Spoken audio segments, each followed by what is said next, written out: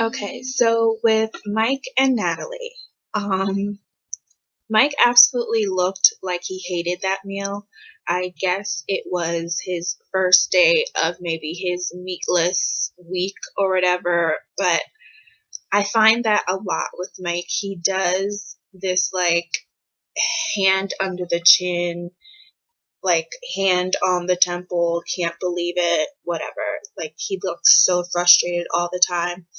And she's like, your closet smells and I can't put it in the closet. I need a drawer. And Mike's just like, do whatever you want already. Like, poor guy. Mike always looks like he has a headache, especially in the recent episodes. Like, poor guy.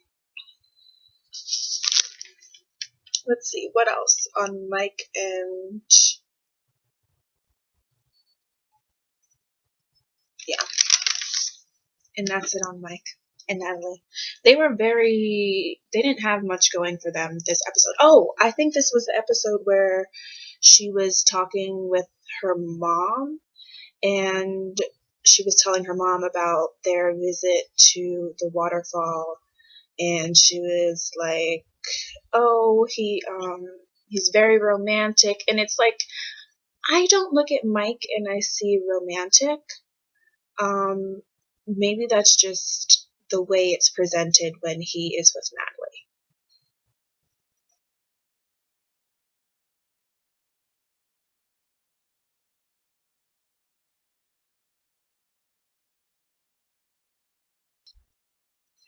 Okay, so what was interesting about this episode for Jovi and Yara is, well, sometimes you don't really know timetables. Obviously, with Andrew and Amir, you can tell that this happened during COVID. But with Jovi and Yara, when we first got clips of them in this episode, we actually saw that this was filmed back in December 2019. I'm not sure why they felt the need to disclose that. I don't think I've ever seen that happen in previous seasons. Maybe I'm wrong. Tell me if I'm wrong down below. But I definitely thought that that was interesting. Um, and like Yara said, it has only been 2 weeks that she has been in the United States, and now he is going for a month. Gone for a month, and she knows no one except for his mom, and his mom lives an hour away. So she truly is all by her lonesome self in a brand new city. Um, but something interesting that happened was when they were saying goodbye at the airport. Um, this happened twice. Jovi said, "Love you." She said, "Goodbye." Jovi said, "Love you" again a couple seconds later, and she once again said, "Goodbye." I don't know if this was editing.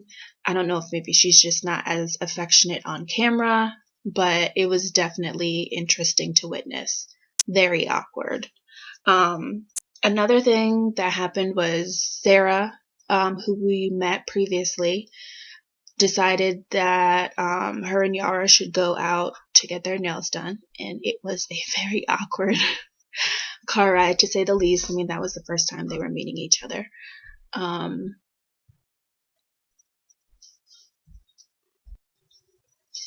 So, as I was saying, Sarah decided to take Yara out and they went to go get their nails done. And Sarah essentially spilled all the quote unquote tea about Jovi, about how in the past he was a party animal, he was drinking a lot, getting drunk, couldn't, you know, find, I think she mentioned some story about him um, hanging out with strippers and knowing all of their names. And like Yara kind of responded to that, and I think she did a good job responding to it. She said, "Well, that's not the Jovi that I know."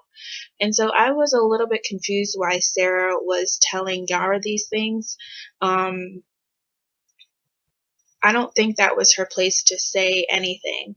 If that's not who Jovi is anymore, if that's not who he is around you anymore, why would you tell her the negative side of Jovi, especially if he's trying to grow up and become a good partner? That wasn't her place, in my opinion.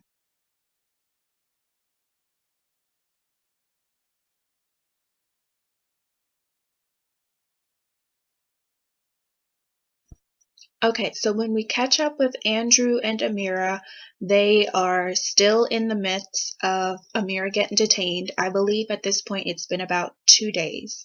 Um, my question is, and I don't know the logistics of a K-1 visa, but couldn't they get it reissued, or couldn't they have applied for like a special circumstance or something like that? That way they didn't have to do this risky thing to try to get her in the United States. Um, if anyone knows anything about the K-1 visa or about the process, please leave it down below. But one thing that I saw people were saying, because I follow a bunch of 90-day fiance Instagram pages, was why didn't he contact like a concierge, look for some kind of translator, see if anyone on the street really but was bilingual, do something other than stay in the room and attempt to speak Spanish. I feel like he kind of missed a couple steps. Maybe this was editing it and they just cut out the parts where maybe he did do that. But I, I would be very upset if I was his partner. Like, this was the best you can do, but that's just me. Also, when he got on the phone with Amira's dad, that was so awkward. I mean, I believe he said that this was the first time that they were interacting, and the first time they're interacting is the father finding out that his daughter is still detained. That's got to be hard, not knowing where she's at. Even the father got on the phone and was like, I'm going to call the French embassy. And I was like, why didn't he think of that? You know, but yeah, he's trying to like compliment the dad's shirt, like, oh, that's a nice shirt you're wearing. Sir, this isn't the time for humor. But yeah, I think in the next clip we kind of see what happens with Amira, so more to see.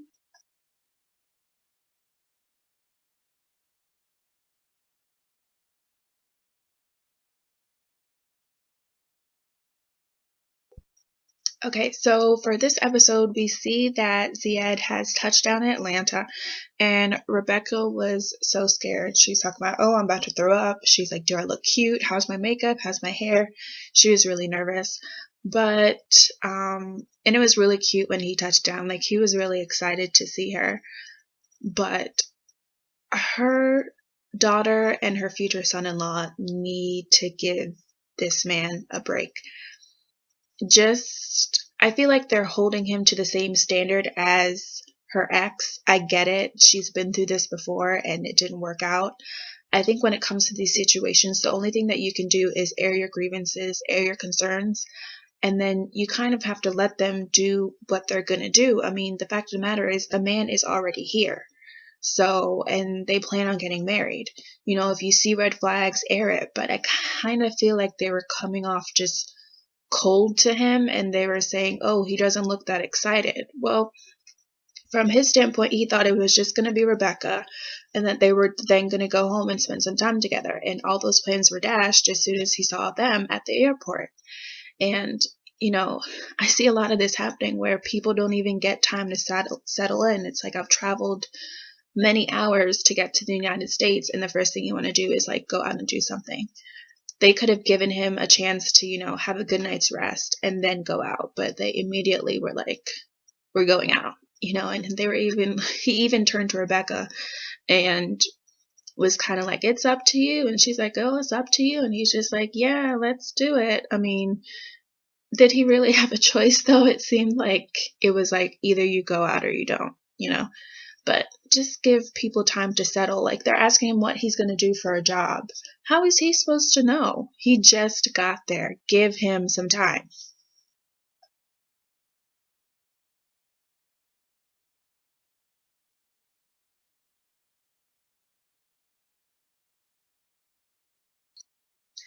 Okay, so in this episode, we kind of see Hazel being introduced to different members of like Tariq's circle, I would say.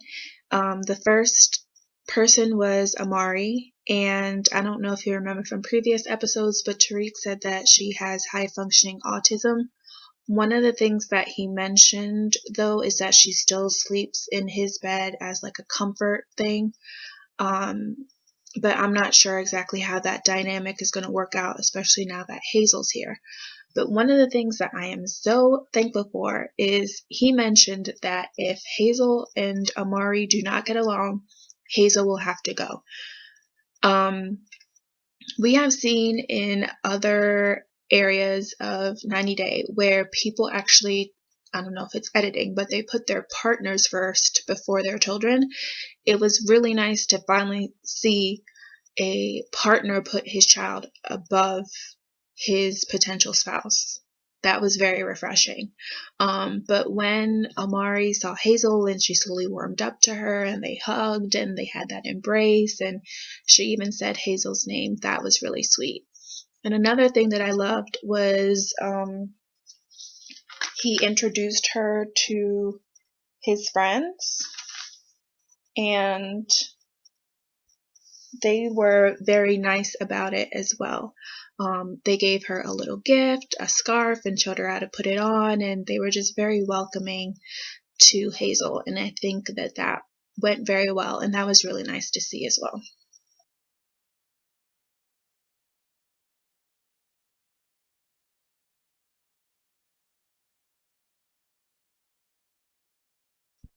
Lastly, we have everyone's favorite couple, Stephanie and Ryan.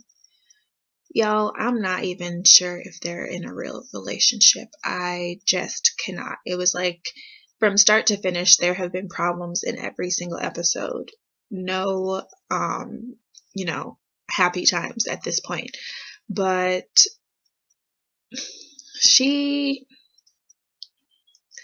the excessive calling and texting. One thing about people is that you call them once, text them once, and stop. Like, wait for him to respond. The excessive calling and texting would drive anyone nuts. And when she just does get a hold of him, Ryan could care less. He is so nonchalant about the issue. He's like, I don't even know if we need to be together. You know, you're jealous. And then one thing that he says is, Ryan said, and I quote, "What makes me happy is when I make my own money." And immediately in my head, I just thought, oh, Ryan, if you only knew. You are not making your own money. Your fiance is paying for your money. You know what I'm saying? Like, at this, I just feel sad for him at that point because that's what he wants to do, and she has also taken that away from him. And then another part, she's talking to her cat. I don't know why I want to call him Brussels Sprouts. I know his name is not Brussels Sprouts, but that's what I'm going to call him. And she talks about the cat sharing milk with Ryan. She's like, "Are you going to share your milk with Ryan?" And I'm like, how does that? Those two don't. Why would he be sharing milk with? I don't have cats. I don't know if is it. Do they eat human milk? Do they eat like cow milk? I don't know. But it was just a very weird thing to suggest or even mention. But yeah, I'm not really sure what else we can get out of these two because I feel like their relationship is pretty much done at this point. So I'm not sure exactly where else there is to go. Well, that is the end of me sharing my thoughts on episode 6 entitled The Real You. Like this video, comment below about the episode, and subscribe to my channel. See you soon.